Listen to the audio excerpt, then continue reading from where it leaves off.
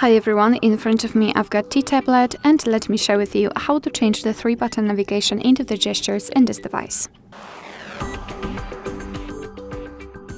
So let's start with opening the settings, and here we have to scroll down to the very bottom to find the system.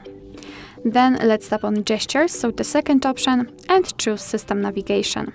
As you can see here, we've got two different options, the 3-button navigation, which is currently applied, and the gestures. Before we'll set the gestures, let's enter the settings icon, because as you can see here, you can kind of customize the button navigation so you can manage the hold home for assistant option. So it's up to you whether you want to use it or not. So in order to set the gestures, we have to simply tap on this option, and as you can see, the 3 buttons will immediately disappear, which means that we've got gestures applied. You can also enter the settings icon, and here you can manage the digital assistant or back sensitivity, and I highly recommend to get back to this option after a while of using the gestures, so you'll be able to decide whether you need the sensitivity to be lower or higher. So now we can go back to the previous page. Just a quick tutorial of how to use the gestures. To get back to the previous page, we have to swipe our finger from the side to the center, from the right side, and from the left side. It's up to you.